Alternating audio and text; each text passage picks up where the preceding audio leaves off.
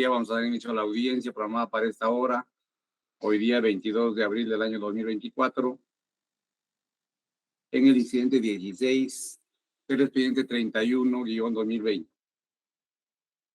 Dirige el debate la doctora Magallanes. Doctora Magallanes. Gracias, señor presidente. Como ya se ha indicado, es objeto de esta audiencia la revisión de la decisión número 2 del 11 de diciembre del 2023, que declaró infundado el pedido de actuaciones de diligencias sumariales de la defensa del investigado Alejandro Tello. A efecto de verificar quiénes están presentes en esta audiencia virtual, señorita especialista, dé cuenta al respecto. Buenos días, señor presidente, señores jueces superiores y todos los presentes. Está presente la representante de la Fiscalía, la doctora Teresa Nelly Tapia Cruz, fiscal adjunta superior de la Fiscalía Superior, coordinadora del equipo especial. En representación del investigado Alejandro Tello Palacios, el abogado Marcos Ibaceta Gamarra. Ellos son los sujetos procesales convocados a esta audiencia, doctora. Bien, gracias. ¿Alguna observación a los datos de acreditación, doctora Teresa? Buenos días, señores magistrados superiores, señor abogado de la defensa, ninguna observación. Gracias. ¿Por la defensa alguna observación a los datos de acreditación? Muy buenos días con todos los presentes. Ninguna observación, señor magistrado. Bien, entonces continuamos. Le preguntamos al señor abogado, ¿va a mantener el recurso impugnatorio? Sí, señora magistrada. Bien, usted pretende la revocatoria de la decisión, ¿no? Le pregunto esto porque hay un extremo en su recurso que hace un desarrollo sobre motivación, ¿no? Y la motivación generalmente se vincula a vicios y no a errores. Por eso, entonces, usted mantiene que la pretensión que es de revocación. Sí, señora magistrada. Bien, denuncia errores en la valoración del juez, ¿no? Que referidos a los deberes de los funcionarios de la OIM, ¿no? Aplicando la Convención sobre Prerrogativas e Inmunidades. Usted señala que habría un ejercicio abusivo, ¿no? De ello. Bien, sobre estos aspectos, señor abogado, le vamos a conceder un tiempo máximo de 7 minutos para que fundamente lo conveniente. Adelante, doctor, lo escuchamos. Muchas gracias. La revocatoria que se solicita se fundamenta en los siguientes puntos. En principio, estamos ante un proceso donde el señor Alejandro Tello se le imputa por su participación en 3 licitaciones, procesos requeridos por el gobierno regional de Ayacucho, 1 por un colegio y 2 por mejoramiento de 2 vías, 2 carreteras. Estos procesos fueron llevados por la OIM, es decir, por este organismo intergubernamental para las migraciones dependiente de Naciones Unidas. Ahora bien, este organismo es el que lleva todo el proceso. Por lo tanto, la fuente de información está ante este organismo. Si bien es cierto que hay una norma genérica que establece el tema de la reserva de información, así como la inmunidad de los funcionarios, también establece una excepción, de la cual no ha sido objeto de análisis. Y esto se establece en el artículo 16 y 17, donde la regla de la excepción es cuando hay un proceso en curso en el cual resulta indispensable contar con información sobre actos de los funcionarios del organismo que llevó a cabo el proceso.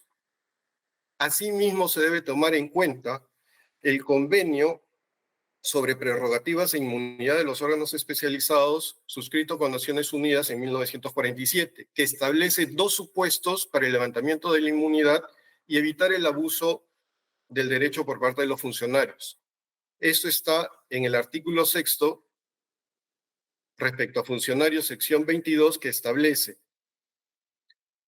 los funcionarios de la organización internacional renunciar a su inmunidad de posibilidad manifiesta de lesionar el debido proceso y las demás garantías procesales. El segundo supuesto se encuentra en el artículo 7, referido al abuso de privilegios, sección 24, donde requerido a los funcionarios a renunciar a su inmunidad ejercitando su deber o derecho, ya mencionado, si lesionan la tutela al debido proceso, tutela jurisdiccional efectiva, las cuales pueden generar impunidad en materia penal o provocar condenas de inocentes. En consecuencia, si la OIM llevó los 3 procesos, tuvo el control de la información, ¿de dónde más se puede obtener la información que se necesita en el proceso y materia por la cual se estaba pidiendo la actuación de estas pruebas? No bastando los documentos o declaraciones que se han venido obteniendo en la investigación hasta el momento. Es por eso que solicitamos la revocatoria, porque se nos ha hecho un análisis sobre la norma genérica, más no de la excepción. Con eso he concluido, señora magistrada. Ya, como le queda tiempo, una pregunta. Sí, pues, pero ¿sobre qué declararían? ¿Sobre qué aspecto de la hipótesis de imputación declararían esos funcionarios de la OIM? Sí, señora magistrada, la pertinencia y utilidad radica en esto. En principio, que la OIM debe establecer cómo se llevó el proceso de calificación, adjudicación, establecer si intervinieron funcionarios públicos o miembros de las empresas que obtuvieron la buena pro durante los procesos que ellos dirigieron. Asimismo, establecer dónde se suscribieron los contratos, si fue en Ayacucho, fue en Lima o fue en su sede. Si para la firma era obligatoria la concurrencia de ambas partes contratantes o podía ser alterna. Y finalmente, establecer si los plazos de la ejecución de la obra se realizaron conforme a los términos que ellos habían establecido. Esa es la pertinencia y utilidad, señor magistrado. Perdón, toda vez que las imputaciones están sobre cohecho pasivo, colusión agravada y asociación ilícita. Bien, gracias, señor abogado. Señorita fiscal, que denuncie la palabra. 5 minutos es lo que ha empleado el abogado. Muchas gracias, señorita directora de debates. Estamos aquí ante una audiencia de inadmisión de diligencias sumariales y como ya es conocido, ¿no?, por todos los aspectos procesales que nos encontramos en esta audiencia, se requieren 3 requisitos, ¿no? Pertinencia, utilidad y conducencia. Debemos adelantar que en cuanto a la pertinencia y utilidad, esto no fue objeto de debate por una sencilla razón. Esta audiencia, que originariamente fue planteada por el señor letrado defensor del imputado Tello Palacios, fue planteada como tutela, ¿no? Y que luego por el señor juez fue reconducida a esta audiencia de inadmisión de diligencias sumariales. Y allí lo que se planteaba, ¿no?, en buena cuenta, era de que debía, ¿no?, tomarse la declaración de estos funcionarios, que por cierto no han sido identificados, que se señala de manera genérica funcionarios de OIM. Y por otro lado, también se hizo referencia, ¿no?, a que lo que se pretendía, ¿no?, con esta declaración era sencillamente que ellos declaren sobre el procedimiento, ¿no?, realizado. Eso incluso se dice en la audiencia de primera instancia. Pero por otro lado, también es cierto que cuando sucede cuando la fiscalía le contesta mediante providencia denegándole este medio, lo que señala es que existe un convenio por parte de la OIM suscrito entre la OIM y el Estado peruano, mediante lo cual los funcionarios que pertenecían a esta institución gozan de inmunidad y no pueden asistir a declaraciones. Lo dice el convenio suscrito. No se hizo referencia a temas de pertinencia ni utilidad. Solamente se utilizó que eso estaría vinculado más a la conducencia, en el sentido que los tratados serían considerados también como normas con rango de ley, conforme al artículo 200, ¿no?, de la Constitución Política. Sucede la audiencia, sucede el debate, y el debate se centra únicamente en este aspecto. Ahora, si revisamos el convenio en referencia de privilegios e inmunidades, que por cierto fue adjuntado con la propia acción de tutela que deduce, ¿no?, la defensa, revisamos en primer lugar que el artículo 10, que es el artículo en el cual se basó el señor juez para declarar infundada la solicitud de la defensa, indica que los tribunales nacionales y otras entidades, se entiende, del Perú, que ejerce el Poder Judicial, no tienen autoridad sobre una organización. Esta no puede ser citada a declarar ni a rendir testimonio. Tampoco se le puede imponer una sentencia o ejecutar. Esto es lo que señala el artículo 10. Ahora la defensa nos dice, pero y el artículo 16 y 17 también debe leerse. Incluso lo dijo en la audiencia de primera instancia. Pero a esto el señor magistrado dio respuesta. Y él indica, ¿no?, en el auto materia de impugnación que los artículos 16 y 17 tienen algún apartado que pueda ser oponible a lo que se desarrolló en el artículo 10. Y si revisamos, en efecto, el artículo 16 dice, en términos generales, este concepto de libertad de comunicaciones contiene la carencia de censura en comunicaciones oficiales. No es pertinente con lo que es objeto de debate. Luego, 17. Citación de la OIM habla de que tienen una exención formal en 122 de 175 estados, que en la práctica no tiene problemas y se potencia el riesgo para la confidencialidad. Es por eso que el señor juez de primera instancia concluye que estos artículos 16 y 17 no constituyen un derrotero para que pueda proceder lo que solicita la defensa. Y luego, la defensa cita la Convención, ¿no?, sobre prerrogativas e inmunidades de las Naciones Unidas. Y al margen que pueda considerarse esta una norma general, porque habla de todas las organizaciones en general, y este acuerdo con el Perú es digamos, un tratado, un acuerdo específico, lo cierto es que en esta sección, bueno, lo que yo he buscado en el portal del gobierno peruano, el articulado que según la defensa sería la sección 22, acá está en la sección 20, pero el contenido básicamente es lo mismo, ¿no? Donde habla de que las prerrogativas, inmunidades se otorgan a los funcionarios, ¿no?, en interés de las Naciones Unidas, y que existe ese derecho de ver, como señala la defensa. Sin embargo, también dice, según su propio criterio, y puede ser renunciada si considera que no se perjudican los intereses de las Naciones Unidas. Esto queda a potestad del funcionario de la organización en decidir si renuncia o no a esta inmunidad. No tenemos entonces una excepción propiamente dicha, como lo plantea la defensa, y más aún que los artículos 16 y 17 del propio convenio o acuerdo de OIM con el Perú tampoco contienen la excepción que alega la defensa. Y estamos leyendo el acuerdo que la misma defensa apuntó en su escrito de ustedes.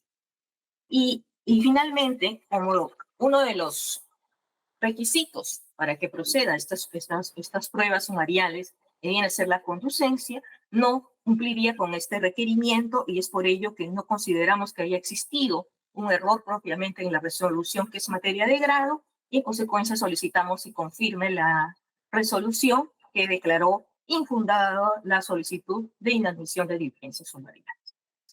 Bien, gracias. Señor abogado, tiene usted 2 minutos para réplica. Gracias, señora magistrada. En principio, la literalidad del convenio, su artículo 16 y 17, sí establece el derecho y deber a la renuncia a la inmunidad y establece claramente el supuesto, que es en todos los casos en que a su juicio dicha inmunidad impediría el curso de la justicia y que se pueda renunciar a ella sin que se perjudiquen los intereses de la organización. Eso es en el 16, última parte.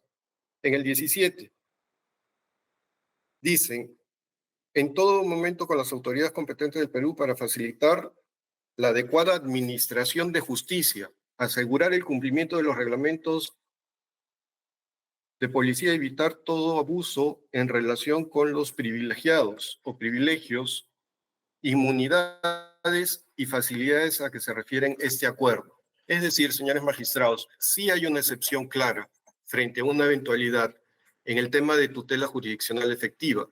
No vulnera el acuerdo, el tratado está incorporado y es más, el Acuerdo de Naciones Unidas establece un acápite especial, como se ha mencionado, sobre el tema de inmunidad, deber y derecho de la renuncia y siempre que se vea afectado el debido proceso y la garantía en un proceso judicial.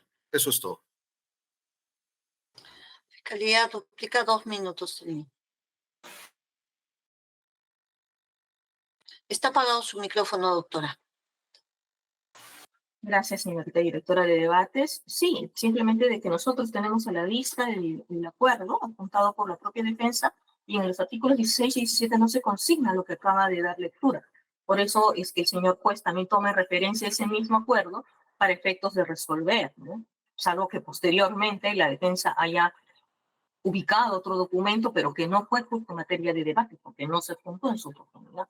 No tenemos nada más que replicar y ratificarnos en lo anteriormente señalado. Bien, bien. Terminado el debate, solo hay breves precisiones que necesita esta dirección de debates. El abuso de privilegios como excepción que está solicitando, señor abogado, no está en el convenio que fue examinado en primera instancia, sino está en la Convención sobre Prerrogativas e Inmunidades. Por eso, al parecer, hay una confusión, ¿no? Así es, ¿no? Se está invocando otra convención para aplicar una excepción basada en el abuso de privilegios. ¿Eso fue materia de debate en primera instancia, señor abogado? Sí, señor magistrado. O sea, el juez sí tuvo a la vista, sí mejor dicho, el juez escuchó su argumentación sobre este aspecto. Bien, ahora, sobre este abuso de privilegios que usted está invocando para que se aplique una excepción a un convenio firmado y ratificado por el Perú, exige una carga argumentativa mayor, ¿no? Sobre la utilidad, pertinencia y sobre todo necesidad de hacer comparecer a funcionarios, ¿no? Que gozan de privilegios como valija diplomática, ¿no? Y entre sus argumentos está que se les preguntaría, por ejemplo, o darían información sobre dónde se suscribieron los contratos. Eso no fluye de la documentación que obra en la carpeta fiscal. ¿No se sabe dónde se firmaron los contratos? Lo que ocurre, señor magistrado, es que hay la firma o la ubicación tanto en Lima como en Ayacucho. Y eso es lo que queremos determinar, quién fue el encargado responsable de la toma de las firmas y dónde se realizó. ¿Fue en Lima, en la sede del OIM, o fue en Ayacucho? ¿Y cuál es lo relevante del lugar donde fueron firmados? Porque al final las firmas están puestas en los contratos. Lo que ocurre, señora magistrada, es que a mi patrocinado se le imputa o de la investigación se dice que él tenía el control de todos los procesos. Entonces quiere decir que tenía bajo su control a la OIM. Eso es parte de la imputación fiscal, que tenía bajo su control funcionarios de la OIM. Eso es de la declaración de un testigo, señor magistrado. No, pero la imputación comprende esa proposición fáctica. No, es de que es parte de la asociación y que tuvo el control en los procesos. Ya. También usted ha mencionado los plazos. Los plazos no pueden ser tampoco verificados en los contratos o en alguna otra documentación que obre en la carpeta fiscal. Lo que ocurre, como hemos señalado, es que esa carpeta la tiene la OIM, ya que llevó todos los procesos. Justamente estamos pidiendo porque no tenemos acceso a todo el procedimiento. Ya, o sea, de los plazos no se sabe. Los contratos no fiscal. En los contratos están, pero lo que queremos saber... ¿No aparecen los plazos? Sí, pero lo que queremos debatir es sobre lo que estableció la OIM. Entonces no le comprendo, porque usted ha señalado lugar y plazos, ¿no? Entonces ahora nos indica que quiere ver lo que debatió o la OIM, o a qué se refiere. Brevemente indíquelo, por favor. Esta es la última pregunta que voy a hacer. Es sobre lo que estableció la OIM al entregar la buena pro, señora magistrada. O sea, las bases de la convocatoria, eso tampoco está en la carpeta fiscal. Lo mantiene la OIM. Bien. Gracias. Señorita fiscal, sobre las respuestas dadas por el señor abogado, o sea, toda la documentación la tiene la OIM, la fiscalía no cuenta con esa documentación. La documentación cuenta con documentación, mejor dicho, la fiscalía, perdón, cuenta con documentación parcial, ¿no? La documentación que se tiene es a partir de los contratos en adelante. ¿Por qué? Porque allí el proceso de selección estuvo a cargo de la OIM y la ejecución contractual a partir del contrato estuvo a cargo del gobierno regional. Y es justamente lo que se señala que es un contrato porque es una obra, específicamente el proyecto Carretera Abratocto-Vilcashuamán, tramo Condorcocha-Vilcashuamán, SNIP 9334, ¿no? Y en el contrato que se suscribe en el año 2014, firman el señor Alejandro Tello Palacios como gerente general de Altersa, contratistas generales, y el señor Wilfredo Corima Núñez como gobernador regional de Ayacucho. Ya, pero en esa documentación no se puede verificar los plazos y el lugar de la firma. Sí, justamente eso iba. En el contrato específicamente respecto a este proyecto, se detalla, y como también quedó sentado en la audiencia de primera instancia, que fue firmado en Ayacucho. Eso se indica y están las firmas de ambos contratantes, tanto del señor Ya, Tello y sobre Palacios los como plazos, Scorima Núñez. Y en cuanto a los plazos, también se hace referencia, ¿no? En el contrato mismo, ¿no? Lo que entiendo, de repente, lo que se refiere la defensa es a la etapa anterior, ¿no? Pero no lo detalló así está tampoco en la hablando sobre audiencia. las bases, ¿no? Para la Sí, convocatoria. o sea, los contratos en adelante sí carece. Y en cuanto al tema de la fase anterior, sí es cierto, la misma Fiscalía ha oficiado, ¿no? A través de cooperación internacional y a través del Ministerio de Relaciones Exteriores a fin de obtener esa información. Pero justo se nos han opuesto por el tema de los convenios y no tenemos oficios del 2020, 2021, 2022, 2023, tampoco que han obtenido respuesta. Esos Ya, datos precedentes que se da. ya, frente a esa negativa de la OIM, ¿la Fiscalía ha adoptado alguna acción o está conforme con esa negativa? Lo que está haciendo la Fiscalía es procurar esa información a través del gobierno regional ¿no? de Ayacucho. Porque el gobierno regional debe tener esa documentación. Le han pedido y ha dicho que no la tiene. Lo que señalan es que ellos tienen una parte y no tienen otra, ¿no? Entonces, justamente por eso hubo diligencias de incautación, ¿no? Y otras diligencias que todavía están en cierre. Ya, finalmente, sobre lo que señala el señor abogado, que el señor Oscorima tendría dominio sobre los funcionarios de la OIM, ¿eso es parte de la hipótesis fiscal? No se dice que tendría un dominio sobre funcionarios de OIM, así no contiene la imputación, ¿no? Lo que se señala es que hubo un pacto, un acuerdo del pago a favor del señor Oscorima por parte del señor Tello Palacios del 3% de la obra. Eso es lo que contiene la imputación. Y para eso tendría que ser propuesta. Gracias, señorita fiscal. Bien, señor presidente, esas son las preguntas que tendría que hacer. No sé si su despacho tiene preguntas adicionales. Sí, unas preguntas. Señora fiscal, ¿cuál es el objetivo de la investigación preparatoria? Recabar los elementos de cargo y de descargo. Y esclarecer los hechos. Así es, señor magistrado. ¿Por qué se opone usted a que se convoque a un testigo de la UIM? No hay propiamente una oposición. El tema es que... He escuchado, porque se está oponiendo a que el juez disponga que este señor venga a declarar, a esclarecernos los hechos. Lo que se perjudica la fiscalía? Pongámoslo así ya. ¿En qué perjudica la fiscalía? No se está diciendo que no sea pertinente, que no sea útil o que no se quiera. Lo que se dice es que existe una inmunidad por el convenio, por eso es que no se podría. O sea, no es de que no estamos en contra de la declaración. Al menos entonces, así nos ha estipulado. Entonces, si hay por ahí que no se puede y no se puede, ya. Si la corrupción está por ahí, ¿qué hacemos? ¿El juez qué debiera hacer? Perdón, no le entendí, señor presidente. Si hay personas que pueden esclarecernos los hechos de la corrupción que están por ahí en la OIM, ¿por qué no convocarlo? Una razón. Definitivamente es el convenio. Sí, señor presidente, no estamos alegando razones de falta de utilidad.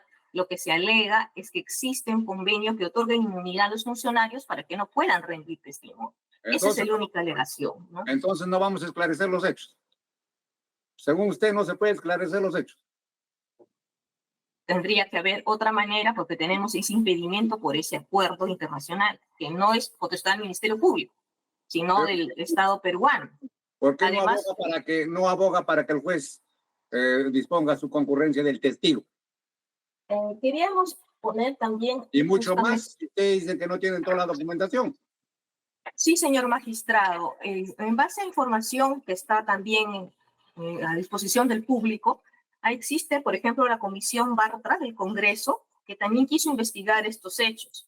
Y conforme se señala en el mismo informe, que está al alcance de cualquier ciudadano, ellos señalan que hicieron pedidos también a la OIM para esclarecer, tal como usted lo manifiesta, ¿no?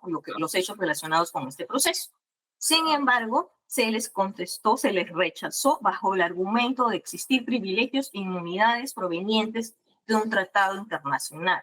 Y allí es que el Congreso, ¿no?, concluye de que definitivamente esto no ha permitido esclarecer por ese lado de la OIM esta investigación.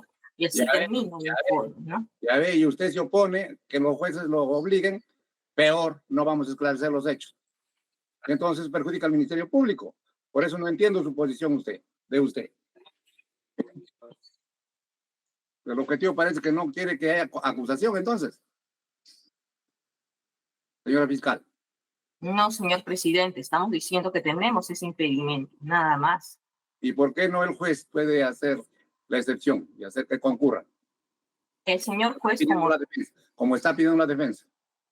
el señor juez, como ha resuelto en su resolución, que es materia de alzada, indica que no tendría competencia para poder, digamos, obligar, ¿no?, a estos funcionarios de la OIM en virtud de este convenio internacional. Ya, entonces ahí queda. Entonces, ¿qué investigamos entonces? No, no investigamos nada. ¿Qué hace usted perdiendo el tiempo entonces, señora fiscal? Si no tiene todos los documentos. Y podríamos hacer la excepción que uno de los funcionarios venga y explique de razones en qué perjudica al Ministerio Público. Esa es mi curiosidad. No, señor magistrado, no se habla aquí de un perjuicio propiamente, solamente tenemos esa punibilidad en base a ese convenio internacional que no es potestad del Ministerio Público, sino del Estado peruano, ¿no? Pero en este caso pues, están solicitando que el juez determine. Y usted se opone. ¿Se opone o no? Solamente se manifestó eso. Después el argumento que fue ese tema del convenio, nada más. ¿Y usted está conforme con eso? Si tenemos ese impedimento, señor presidente. Bueno, ninguna pregunta más.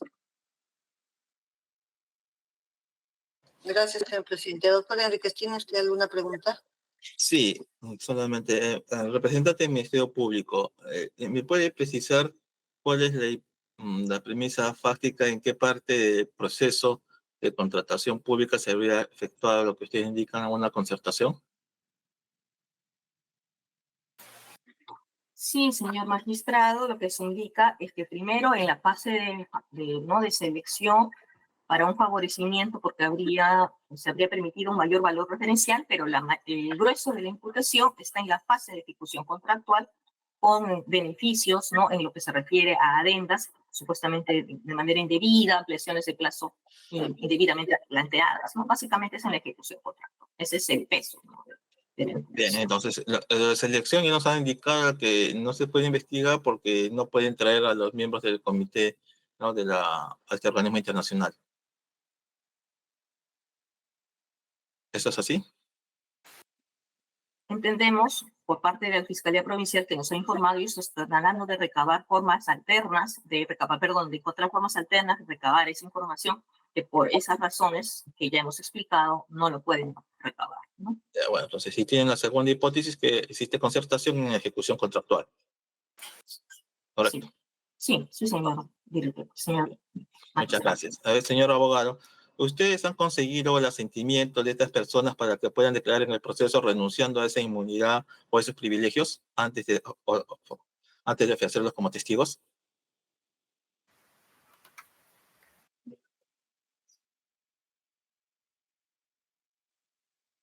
Señor abogado. No, señor magistrado. Sí, ¿me escuchan? Sí, ahora sí. Ya, lo que indicaba, frente a la reserva de la institución, nuestra petición era requerir a la institución para que dé los nombres y los expedientes, porque recién ahí se puede tomar la data. Antes ha sido bien complicado, y es complicado, aún imposible, si no se tiene la información. Por eso es que se está requiriendo participación de la OIM como organización. Señor abogado, pero ya he indicado al Ministerio Público que han mandado 3 oficios y no le responden, ni siquiera por los documentos, que es mucho más fácil que la identificación de las personas que han participado del proceso de selección. ¿Tiene conocimiento de ello?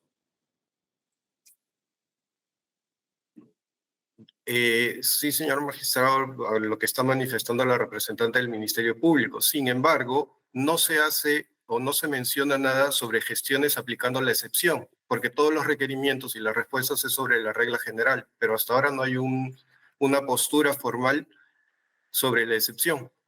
Bien, muchas gracias. De mi parte no tengo más preguntas ni debates. Bien, gracias. Siendo ya así, declaramos cerrado el debate. La sala se retira a deliberar y emitirá decisión dentro del plazo de ley, la que será notificada en sus respectivas casillas electrónicas. Señor presidente, la audiencia ha concluido. Bien, señores, buen día con todos. Hemos concluido. Buenos días. Hasta luego. Buenos días. Bueno, ya está todo.